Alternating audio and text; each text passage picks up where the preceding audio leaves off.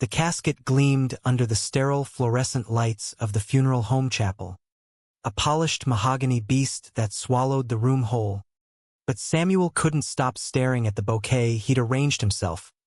12 perfect white roses, thorns stripped away like the secrets they'd buried together. "He's gone," whispered the officiant, a distant cousin with a voice like cracking ice.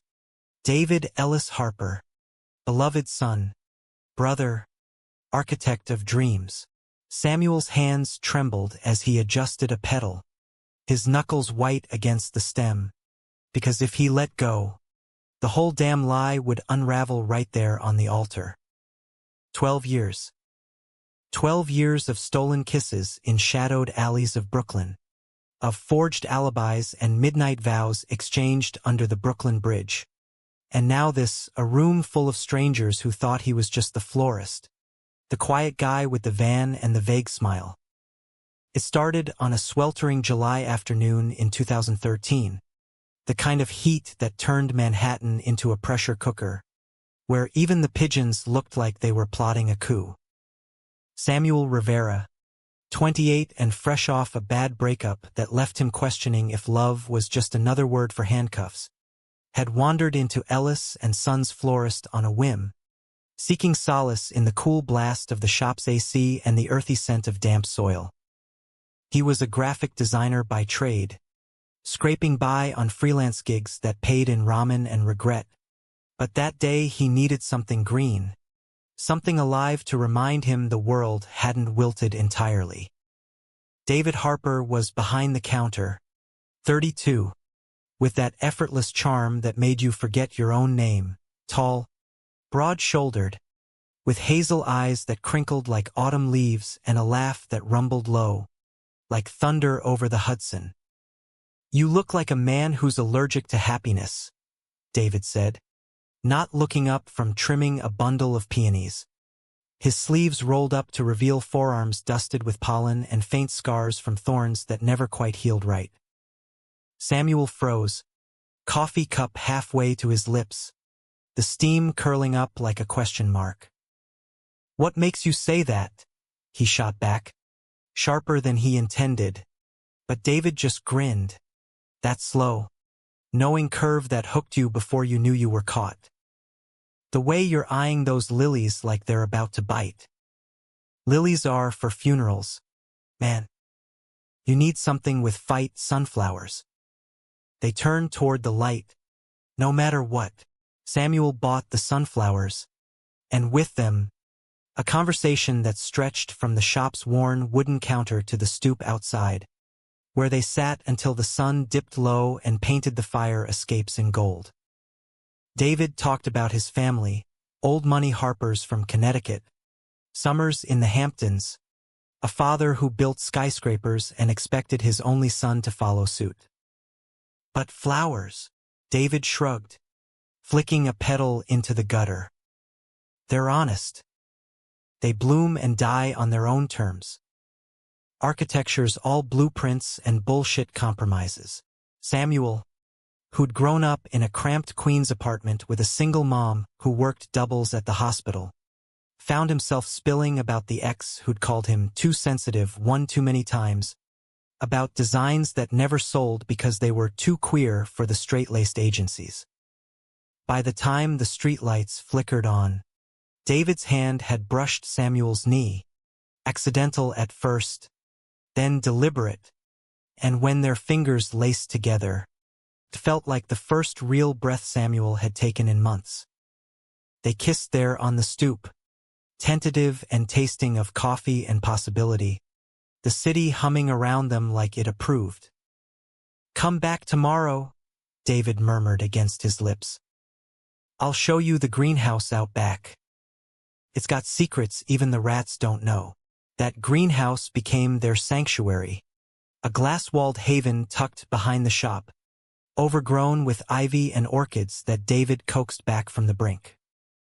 It was there, amid the humid tangle of leaves, that they first made love, slow, exploratory, with David's calloused hands mapping Samuel's skin like he was designing a masterpiece. "You're beautiful," David whispered, his voice breaking on the word, as if saying it aloud made it too real, too fragile.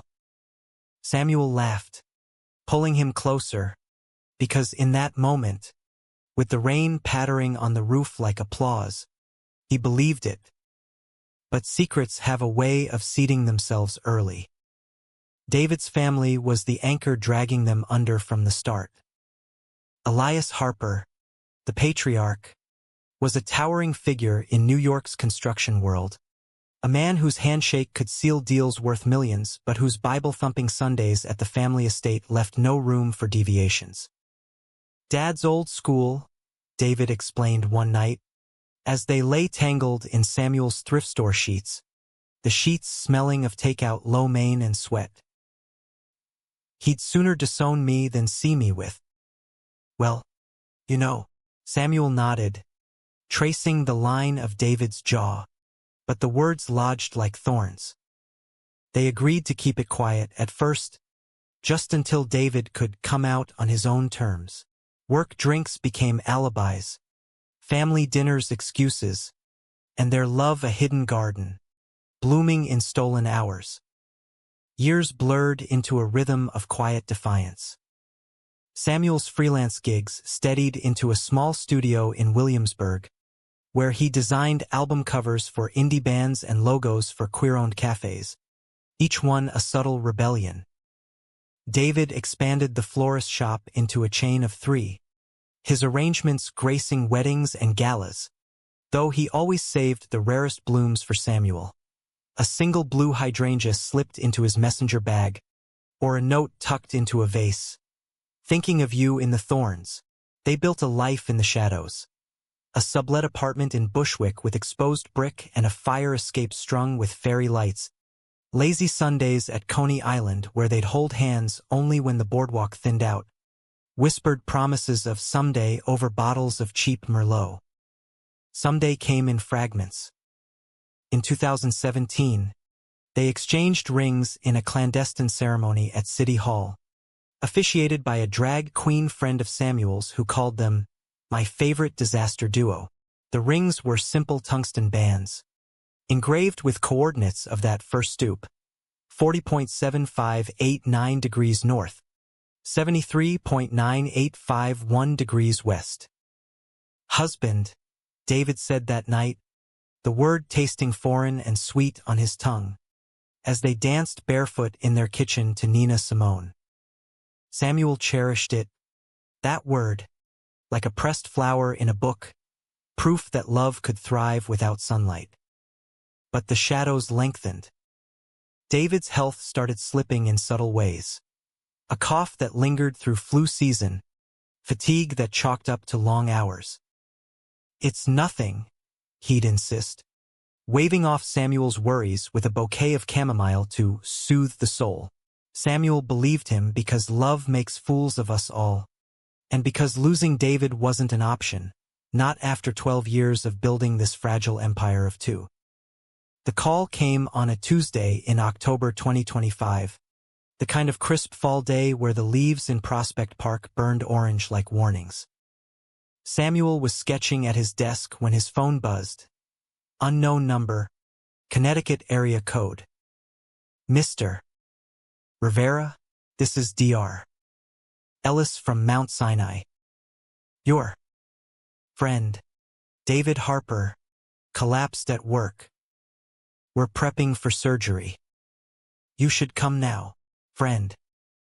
The word hit like a slap, but Samuel was already grabbing his keys, the world narrowing to the thrum of traffic as he raced across the bridge. At the hospital, the sterile halls smelled of bleach and despair, and David's family was there: Elias, stone-faced in a cashmere coat; his sister Clara, dabbing her eyes with a monogrammed handkerchief; cousins and aunts murmuring in the waiting room like a Greek chorus. They nodded politely at Samuel when he arrived, the florist friend who'd delivered sympathy lilies on past birthdays.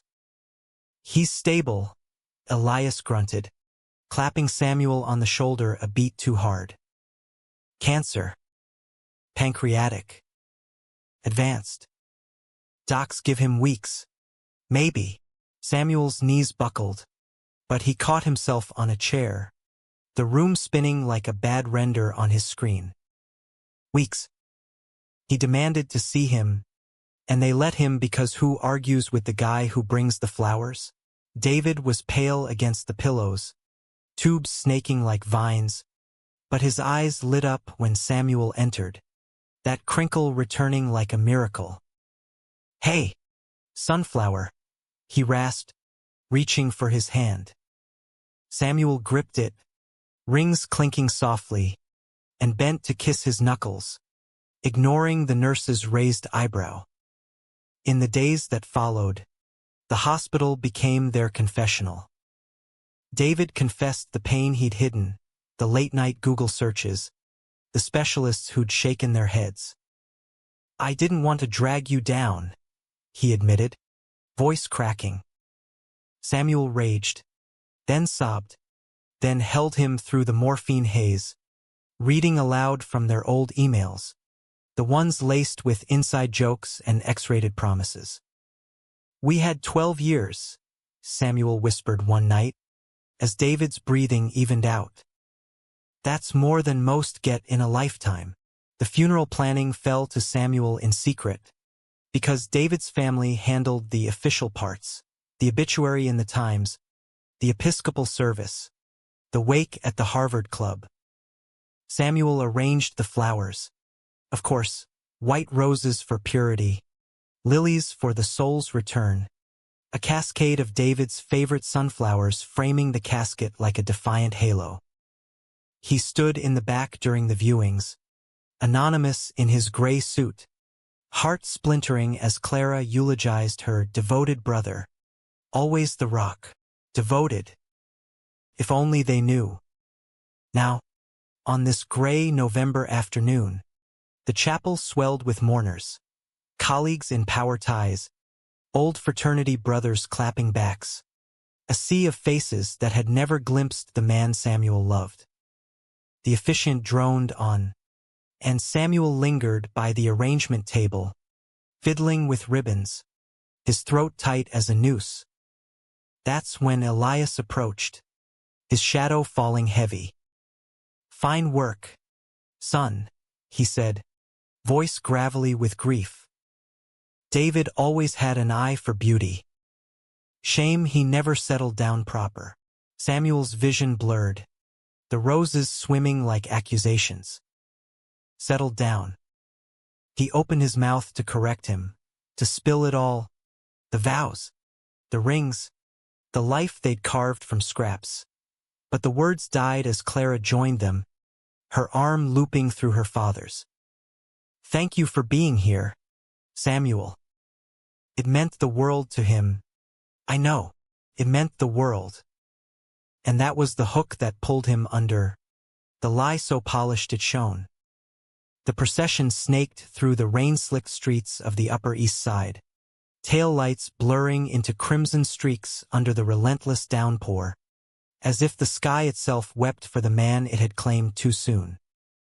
Samuel rode alone in the florist's van, trailing the limousines like a ghost ship, his wipers slapping rhythmically against the grief smeared on the windshield.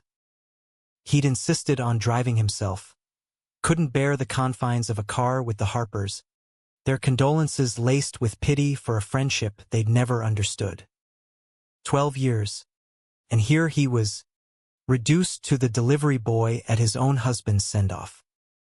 Flashback to the greenhouse, 5 years in, when the cracks first spiderwebbed through their bliss.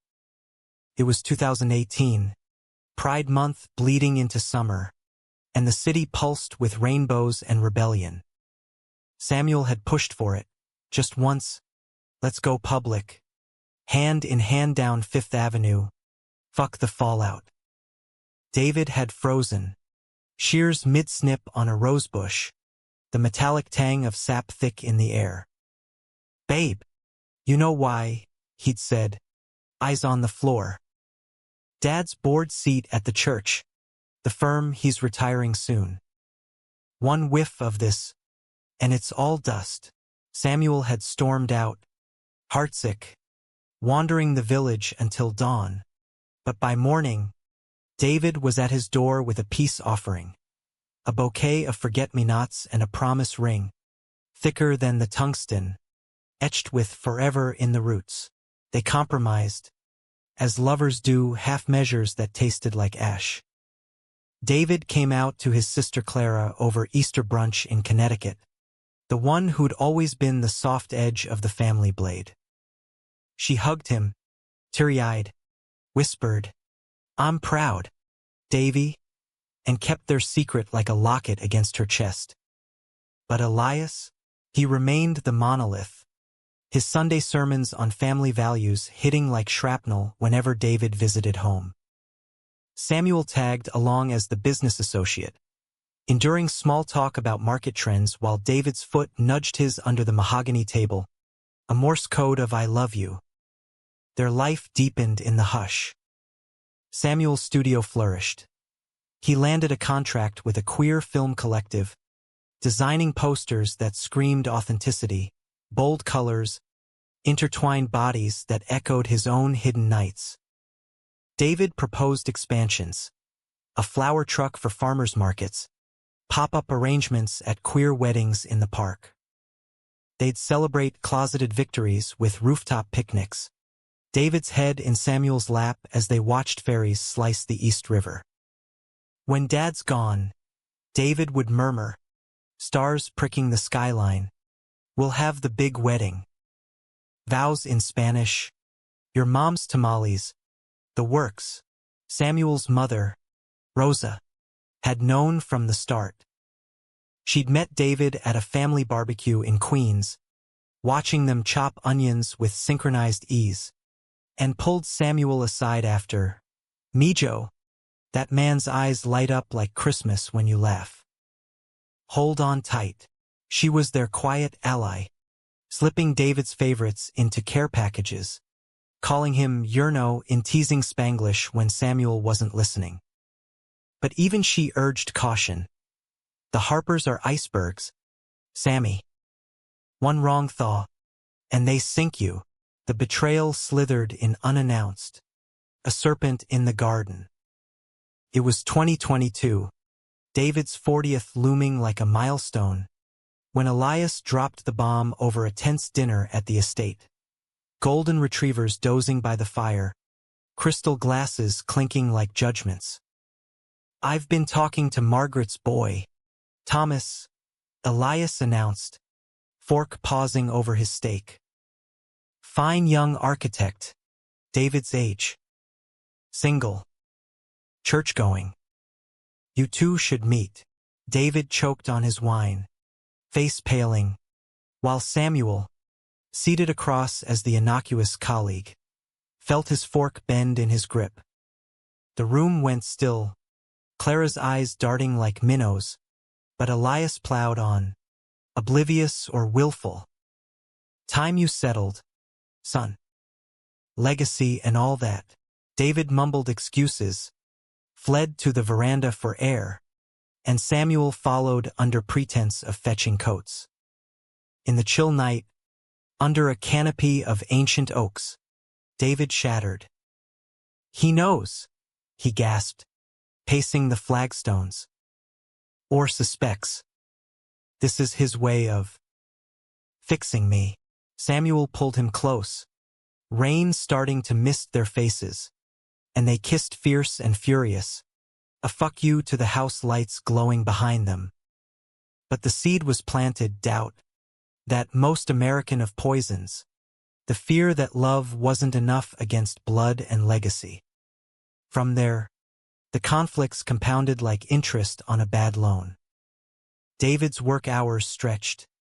Meetings with Thomas that were anything but, though nothing ever happened, David swore it, and Samuel believed, because trust was the glue holding their mosaic together. But paranoia gnawed. Late texts from unknown numbers. David's phone flipped face down more often. Samuel threw himself into work, channeling the ache into designs that won awards, a campaign for a trans rights org, all fractured mirrors reflecting unbreakable spirits. Critics called it raw, revolutionary, but Samuel knew the truth. It was therapy on canvas. Then came the diagnosis, slipping in like a thief in the chemo ward. David had ignored the twinges, the yellowing eyes, chalking it up to stress.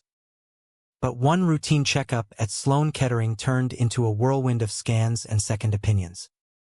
Stage 4, the oncologist said flatly, in a room that smelled of stale coffee and false hope. Samuel was there, holding David's hand under the table, rings biting into palms. Prognosis, months, with aggressive treatment. David laughed, bitter and broken. Guess the old man gets his legacy after all. No grandkids from the queer son. The treatment was a gauntlet. Infusions that left David a ghost of himself, hair falling like autumn leaves in the shower drain. Samuel combing it gently each night with fingers that shook. They moved to a one-bedroom near the hospital, subletting the Bushwick Haven, because stairs were enemies now. Samuel became nurse, cook, cheerleader, blending green smoothies, binging old sitcoms, tracing constellations on David's thinning back. Remember our first pride? David would rasp during the good hours, when the drugs ebbed. You in that rainbow tank. Me pretending I was straight as the parade route. Samuel would nod, throat tight, and they'd reminisce until sleep claimed David, leaving Samuel to stare at the ceiling, bargaining with gods he didn't believe in. Clara visited sporadically, bringing gourmet soups and furtive apologies. I should have fought Dad harder, but Elias?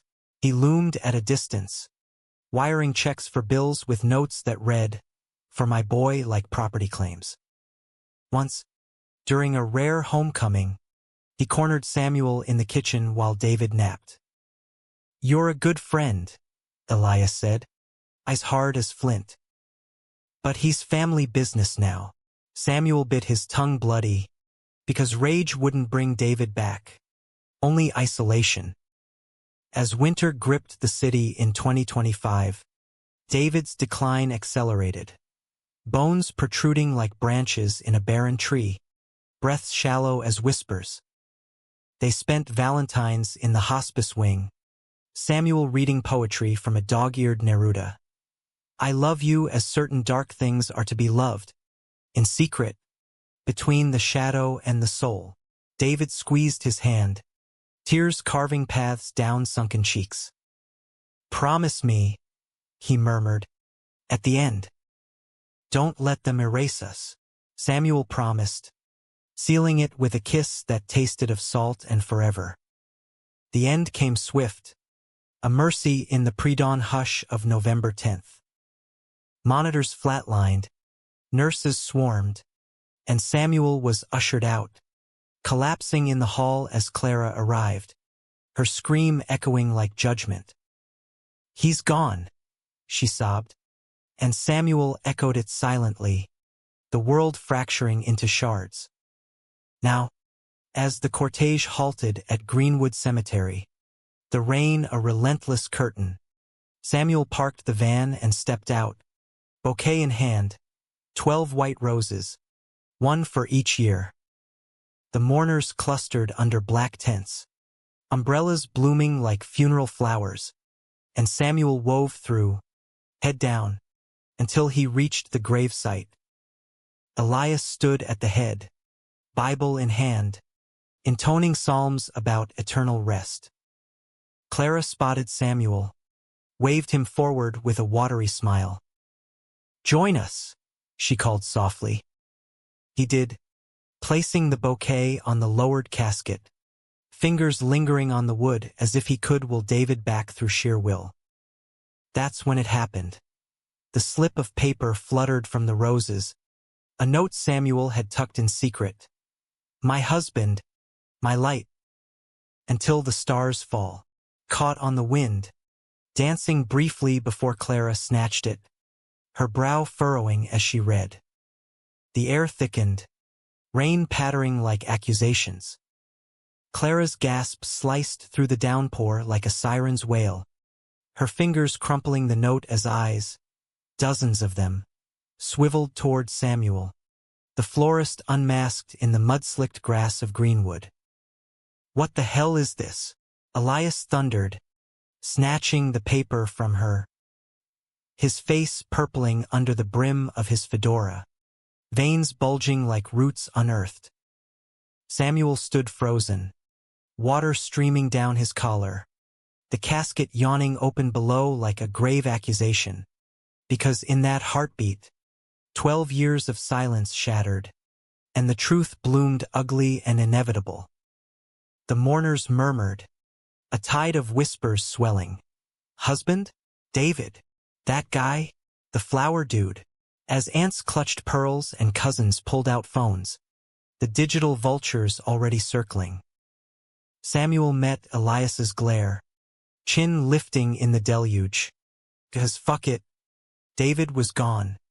But their love, that fire wouldn't gutter out in this storm."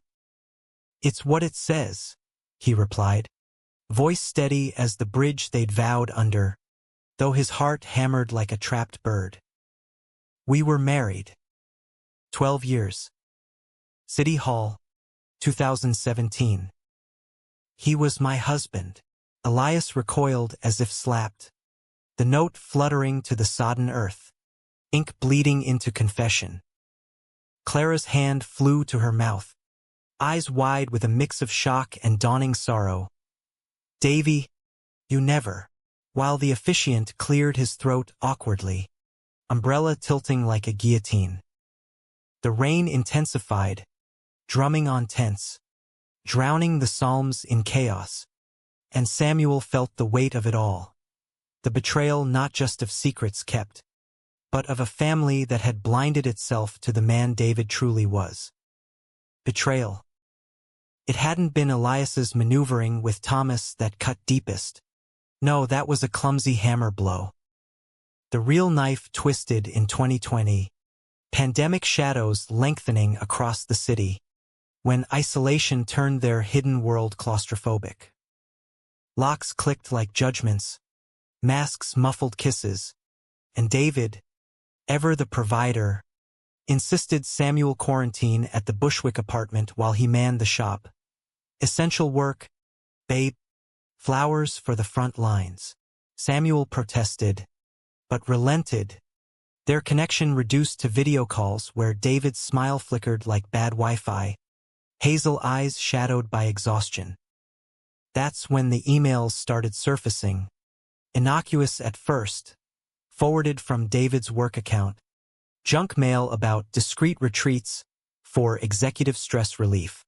Samuel dismissed them, chalking it up to spam, until one night, scrolling idly while David slept off a double shift, he clicked a link, a glossy site for a Connecticut wellness center, testimonials glowing about reparative journeys and restoring God's design. His stomach plummeted. Buried in the footer, a donor list, Elias Harper prominent among the names. Confrontation came at dawn, coffee brewing bitter as bile, David bleary-eyed and defensive. "It's Dad's donation, not mine," he insisted, raking hands through sleep-tousled hair. "He sends me the newsletters as reminders. I delete them," but Samuel pressed, voice cracking. "And you never thought to tell me? That he's funding this hate while we hide like criminals?" David deflated, sinking to the kitchen floor, pulling Samuel down with him. "I didn't want to burden you.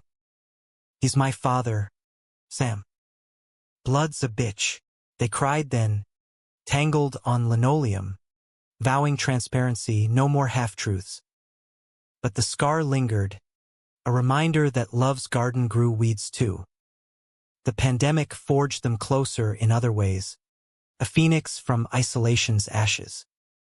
With shops shuttered, David pivoted to deliveries, bouquets for essential workers, care packages for the grieving, and Samuel designed the branding, vibrant and hopeful amid the gray. They cooked elaborate meals from pantry staples, danced in the living room to Motown vinyls scratched from thrift store bins, made love with a desperation that bordered on sacrament. "We're survivors," David whispered one night, tracing Samuel's spine by candlelight, power outages plunging the block into primal dark. "This city chews you up, but we rebuild." Rebuilding hit a crescendo in 2023. David's health scare a false alarm, gallstones, not cancer. Thank God, but it cracked the facade wider. Elias, hearing of the ER visit via Clara, descended on the city like a hawk, insisting David recuperate at the estate. "Family takes care of family," he boomed, eyeing Samuel's apartment like it was a slum. David went, reluctantly, their calls clipped by Elias's hovering. It was there, in the Hamptons manse with its ocean views and oppressive silence, that David penned the letter, hidden in a vase shipped back to Samuel, petals concealing the words, "I told him about us. He didn't disown me, but he prayed over me like I was possessed. I love you more for this fight." Samuel burned the letter in the sink that night, ashes swirling like dark confetti, because progress was Pyrrhic. Elias's acceptance was a cold truce, no outright rejection, but no embrace either. Holiday cards arrived addressed to David and friend, invitations phrased to exclude. Clara bridged the gap, sneaking Samuel into brunches disguised as catering consults, her whispers of "he's coming around" a lifeline. But the undercurrent of betrayal festered, Elias's prayers evolving into subtle sabotages, introductions to suitable colleagues, questions about future plans, laced with implication. Back at the grave, the storm broke fully, mourners scattering to limos as Elias rounded on Samuel, face a mask of fury and grief. "Married? Without telling us? He was my son." Biddle flew, mixing with rain, and Samuel stepped forward, close enough to smell the old man's bourbon-laced cologne. "He was my everything. And you? You made him choose between blood and heart every damn day." The words hung, electric, as Clara tugged Elias back, her voice a plea. "Dad, not here. Not now." But now was all they had. The burial proceeded in fractured haste, dirt pattering on the casket like final applause, Samuel's roses crushed underfoot. Mahogany panels and crystal decanters, a stark contrast to the street's grit. The tension simmered. Mourners clustered in tweed and pearls, toasting David's legacy in stone and steel, oblivious to the undercurrent. Samuel nursed a scotch in the corner, ring heavy on his finger, when Clara approached, note smoothed in her palm. "Why hide it?" she asked softly, eyes searching his like David's had. "We could've. I could've been there." Samuel swallowed, the burn of liquor no match for the ache. "He was protecting you. All of you." Tears welling, and pulled him into a hug that smelled of Chanel and regret, the first crack in the family's ice. As night fell, the city reclaiming its neon pulse, Samuel slipped out to the balcony overlooking Madison Avenue, the hum of taxis a distant lullaby. 2 glasses in hand, offering one with a grunt. "To David," he toasted, voice gruff. Samuel clinked, wary, but the old man surprised him. "I failed him. Pushed too hard. Saw what I wanted." A pause.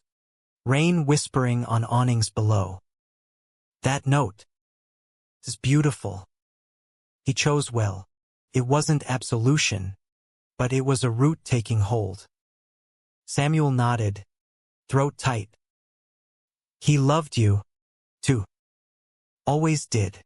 Elias turned away, shoulders shaking, And for the first time, Samuel saw the man, not the monolith, frail, human, grieving a son he'd half known. The weeks blurred into a numb haze, Samuel adrift in the Bushwick apartment, David's scent fading from the pillows like a ghost sigh.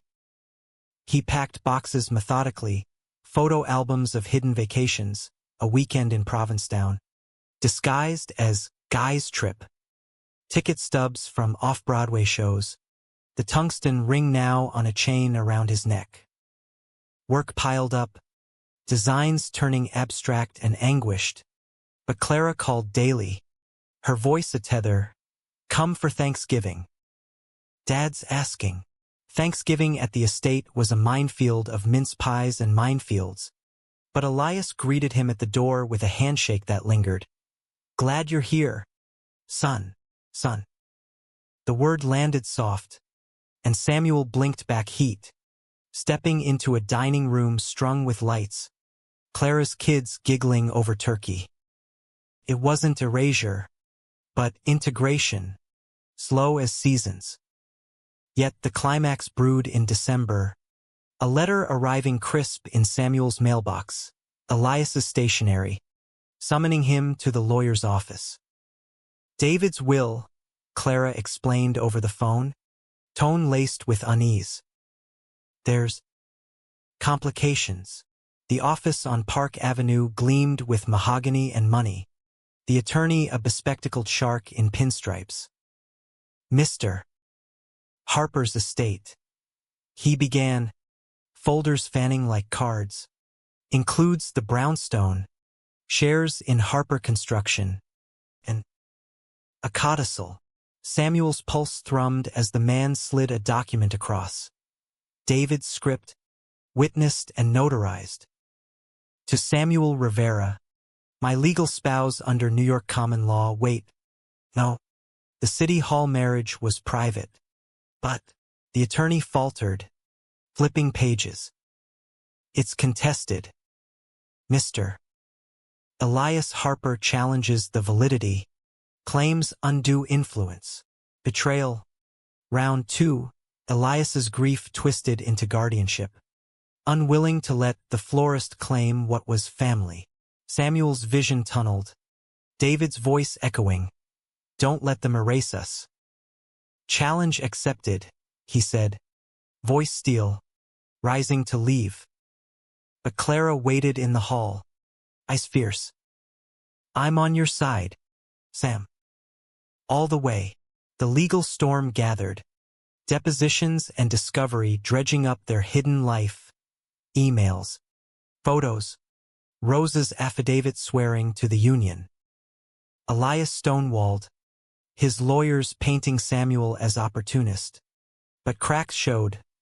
Clara's testimony, tearful and true, of David's confessions, the drag queen officiant, flamboyant in court with vows verbatim.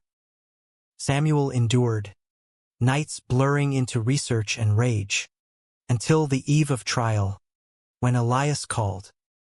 "Come to the house," the old man rasped, voice stripped bare.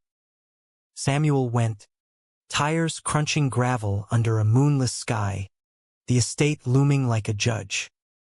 Elias waited in the study, fire crackling, a decanter between them. "I read the emails," he admitted, no preamble. "The ones from his phone. All of it, your letters, the plans. He loved you like I couldn't teach him to love himself." A beat. Then, "I'm dropping the contest. The brownstone's yours." "His." Samuel exhaled, world tilting. "Why now?" Elias shrugged, ancient in the firelight. "Because blood don't mean shit if it's poisoned." David's ghost. He'd want peace. Peace came fragile, like first frost. The new year dawned with Samuel in the brownstone, David's old haunt. Now there's in memory, unpacking boxes under Clara's watchful eye. She brought pie, stories, a photo album she'd curated. David as boy, as architect, as husband. He was proud, she said, hugging Samuel tight. Of you both. Spring unfurled tentative. Sunflowers pushing through Brooklyn soil. And Samuel planted a garden in the backyard. Thorns and all. Elias visited once. Awkward with trowel in hand. But they talked, really talked, of legacies rewritten. Of love's quiet revolutions. It wasn't fairy tale. But human, flawed. Forgiving. Alive. The courtroom on Center Street hummed with the low buzz of fluorescent fate. Wooden benches scarred by decades of despair. As Samuel sat ramrod straight in the gallery, David's ring chain glinting under his shirt like a talisman against the tide. It was March 2026. Winter's bones still rattling the windows. And the judge, a stern woman with silver streaks and eyes like unyielding slate, banged her gavel, calling the Harper v. Rivera estate case to order. Elias, across the aisle in a suit that hung looser than before, avoided Samuel's gaze, his empire of steel and stone reduced to this, a battle over a man's heart, laid bare in legalese. Your Honor, the Harper attorney intoned, voice oily as oil slicks on the East River. The decedent's union was a sham, unregistered, undocumented, a flight of fancy unworthy of the Harper legacy. Exhibits flashed on screens. Bank statements showing separate accounts. David's will silent on spouse. Elias's affidavit decrying manipulation by an outsider. Samuel's lawyer. A firebrand dyke named Lena with tattoos peeking from cuffs. Rose like avenging fury. Sham? Try sanctuary. We've got witnesses, correspondence, a decade plus of partnership forged in love. Not ledgers, testimony unspooled like a reel of their secret cinema. Rosa first, her accent thick with Queen's grit, dabbing eyes with a tissue as she recounted barbecues and hospital vigils. My boy Samuel, he cared for David like a husband should through sickness, through everything. Then the drag queen, Marla, in sequins that clashed gloriously with the oak panels. I married him myself, honey. Vows hotter than Hades, rings and all. Clara's turn gutted the room, her poise cracking as she read from David's journal. Unearthed from the brownstone attic, Samuel's my North Star. If Dad can't see that, it's his blindness, not our sin. Elias's cross was brutal, his lawyer probing Clara like a wound. You knew and said nothing? Complicit in deception. She held firm, voice ablade. Deception? Try survival. David hid to spare you heartbreak. Dad. The old man flinched, visible even from Samuel's perch. And when his turn came, Elias took the stand heavy-footed, swearing to uphold family sanctity. But under Lena's barrage, did you ever ask David what he wanted, or dictate it? He crumbled, voice breaking. I thought I was saving him. From hellfire. From himself. The recess was a mercy, Samuel fleeing to the hall for air that tasted of justice deferred. Clara found him by the vending machine, pressing a coffee into his hands. He's breaking, she murmured. Last night, he burned his old sermons. Said it was time to let God sort the sinners. Samuel nodded, numb, because victory tasted hollow without David to share it. The judge ruled at dusk, her voice echoing in the emptying chamber. Common law marriage affirmed under New York statute, given cohabitation, intent, and repute among intimates. Estate to Mr. Rivera, with provisions for family access. Gavel fell like grace, and Samuel sagged, tears hot on cheeks, as Clara enveloped him in a hug that bridged chasms. Elias approached slow, hand extended, not for shake, but clasp, rough palm to palm. You win, he said, eyes wet. He'd be proud, proud. The word echoed as Samuel claimed the brownstone keys that week, the lock turning smooth under fingers that knew every creak. David's space breathed him still. Blueprints yellowing on walls, a half-finished model of a queer youth center he'd sketched in remission's glow. Samuel wandered rooms like a pilgrim, unpacking their life, the wedding photo from Marla's disposable camera, blurry but beaming, mixtapes labeled for rainy fucks in David's scrawl. Nights were hardest, bed vast and echoing, but he slept clutching the chain, dreaming of greenhouse rains. Spring's thaw brought tentative blooms. Samuel reopened the Florist shop under a new banner, Harper Rivera Blooms, dedicating it to love without borders. Customers trickled in. Locals mourning the old owner. Whispers of the tragic romance drawing curious queers from the village. Clara co-signed the lease, her wedding planning business a natural fit. And together they arranged bouquets that told stories, rainbow ribbons for prides past, white lilies laced with sunflowers for second chances. Elias's redemption arc stuttered forward, awkward as a man learning dance. He showed at the shop's grand reopening, arms laden with crates from Connecticut greenhouses.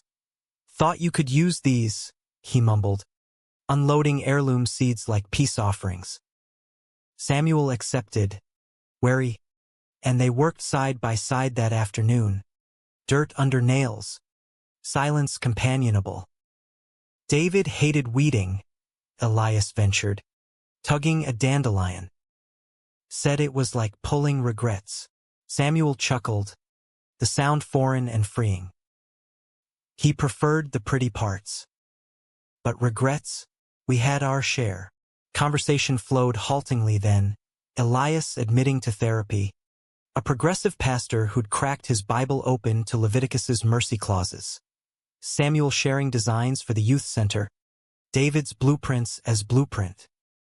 Build it, Elias said, clapping mud from hands. For him. I'll fund the steel. It was the first bridge, iron strong. But romance's embers stirred unexpected. Summer scorched in, pride banners flapping like flags of truce, and Samuel found himself at a block party in Bushwick, bass thumping from speakers, bodies swaying in liberated sweat.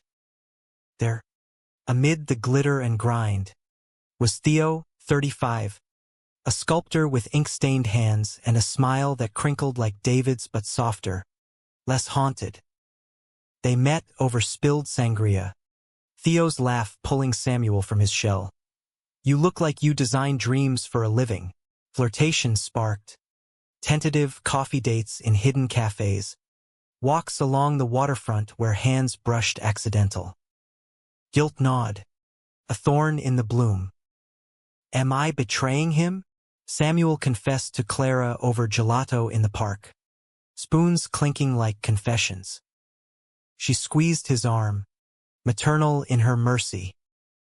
David wanted you alive, Sam. Laughing. Loving. Theo understood the shadows. His own losses etched in marble scars. A partner lost to AIDS in the 90s. Art as elegy. Their first kiss happened on a fire escape. City lights winking approval. Tasting of possibility and not replacement. Fall painted the city in fire, and the youth center broke ground. A gleaming glass haven in Williamsburg, sunflowers etched into the facade. At the cornerstone laying, Elias spoke, voice steady, for my son, who taught me love's the truest architecture. Samuel followed, tears blurring the crowd, unveiling a plaque, David Harper, builder of hidden homes. Theo stood beside him, hand warm on his back, a quiet anchor. Yet climax crested not in court or copper, but in quiet unraveling. November circled back, anniversary of the funeral, Rain lashing windows as Samuel hosted a memorial at the center. Queer elders sharing stories. Youth sketching futures. Elias arrived late, coat dripping, clutching a faded photo. Young David, arms slung over Samuel's shoulder at a long-ago Coney Island, candid and caught. Found this in his desk, he said, pressing it into Samuel's palm. You were family then. Always. The room hushed as Elias addressed the gathering, words tumbling raw. I was the villain in his story, pushing prayers where love should have been. But David. He forgave me before I could ask. Applause rippled, healing, and Samuel pulled him into the circle, where hands linked across generations, a chain unbroken. That night, alone with Theo in the brownstone, Samuel lit candles, the photo propped on the mantel. To 12 years, he toasted, glasses chiming. Theo drew him close, lips soft, and to 12 more, whatever shape they take. They made love slow, reverent, David's ghost not haunting but blessing, a warmth in the sheets, not a chill. Winter whispered in, snow dusting the garden like powdered sugar on wounds. Samuel's designs went viral, a series for a marriage equality nonprofit. Intertwined vines symbolizing secret gardens gone wild. Elias commissioned one for the estate. Roots entwined, hung over the mantel where sermons once scowled. Clara's wedding business boomed. Her own nuptials to a gallery curator blending families in a ceremony under sunflowers. Samuel walking her down the aisle with a wink. David's got the aisle from heaven covered, but humanism's heart beats in the imperfect. Elias's relapses into gruff silences. Theo's patience tested by Samuel's midnight vigils at the grave, where he'd leave a single rose and whisper updates. The center's thriving. Babe. We did good. Betrayal's echo faded, not erased. A scar that ached in storms, reminder of love's cost. As cherry blossoms budded in 2027, Samuel stood on the Brooklyn Bridge at dawn, wind whipping his coat. Theo's gift, a new sketchbook, tucked under arm. The city sprawled, resilient and raw, and he thought of David, not lost, but layered into every bloom, every blueprint. Love, he'd learned, wasn't a straight line from hook to happy. It zigzagged through thorns, betrayals, burials, emerging human, humbled, whole. The bridge's cables hummed a low symphony against the April breeze, New York awakening in strokes of gold and grit below. As Samuel leaned on the railing, sketchbook opened to a fresh page where lines began to trace a face. David's, eternal in memory's ink. Theo waited at the span's end, coffee steaming in to-go cups. His silhouette a promise of mornings yet to unfold. But Samuel lingered, needing this ritual. The coordinates where vows were whispered, now a compass for the man he'd become.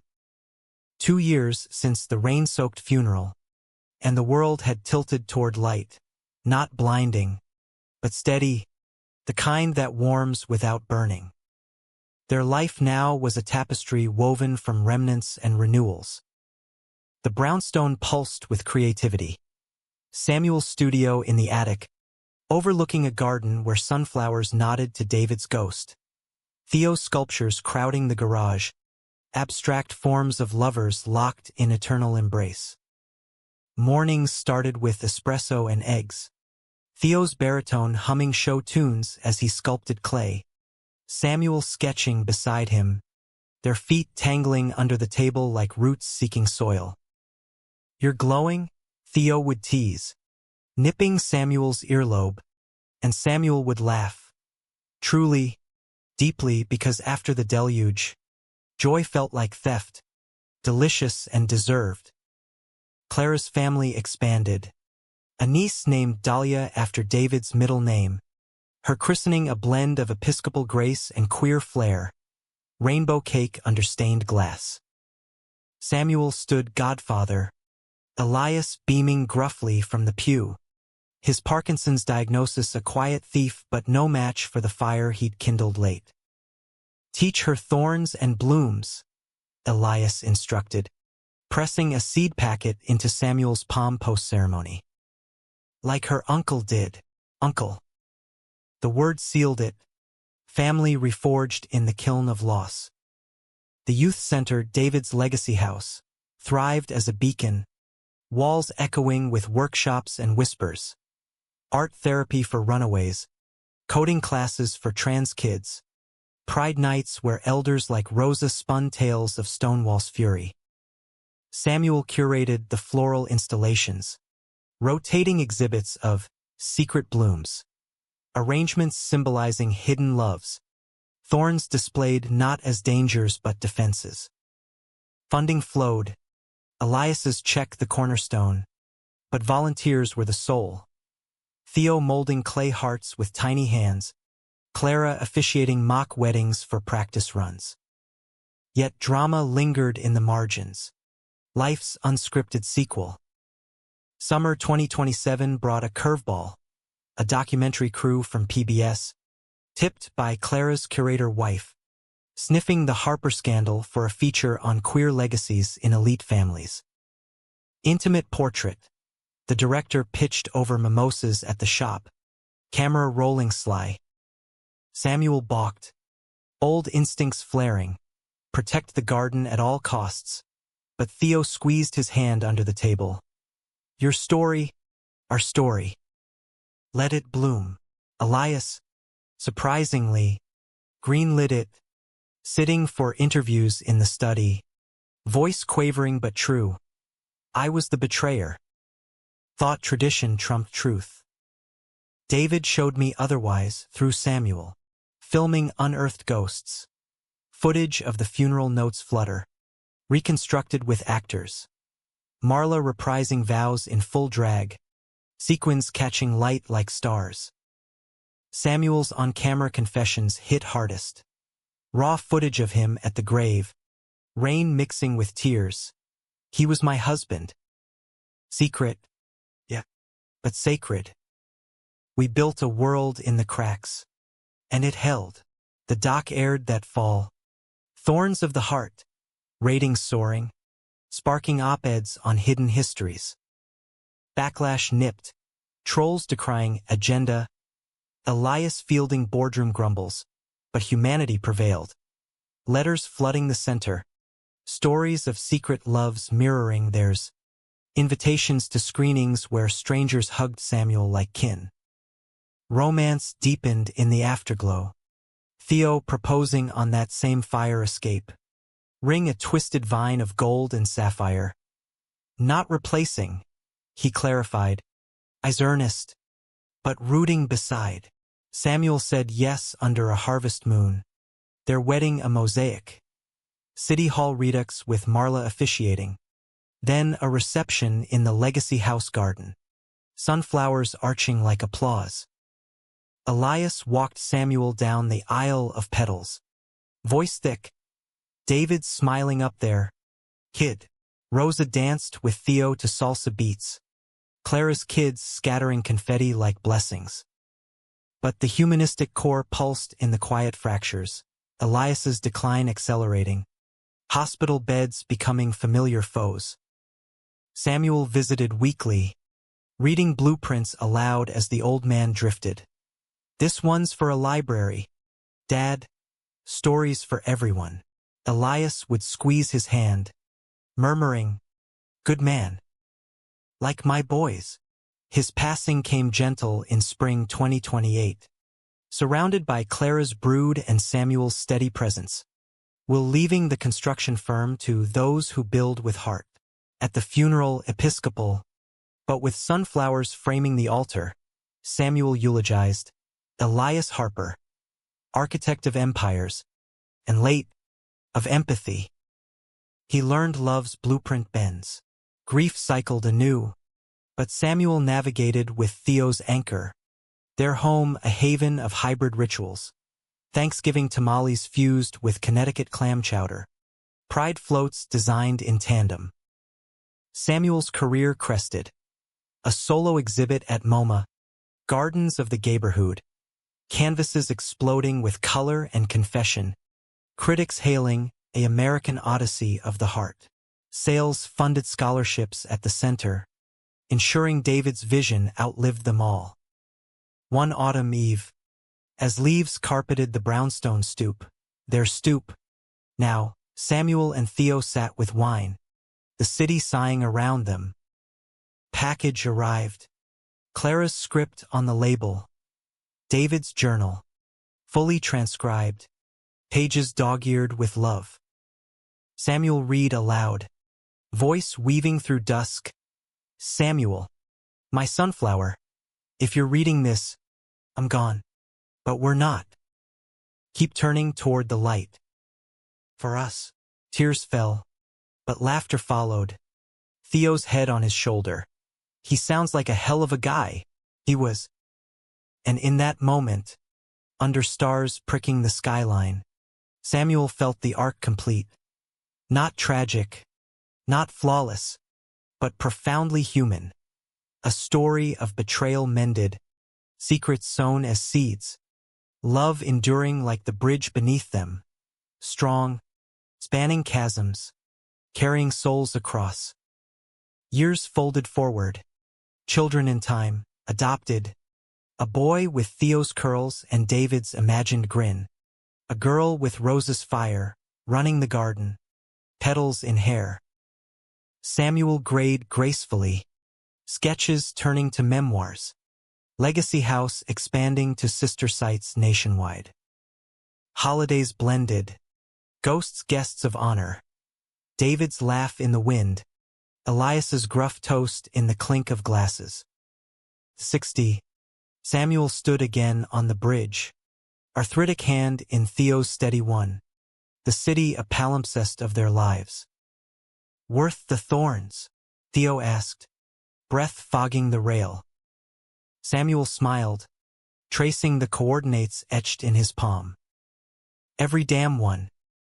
Because the blooms, they're eternal, and so they were in the stories told, the gardens grown, the loves that bloomed defiant in America's vast, varied soil.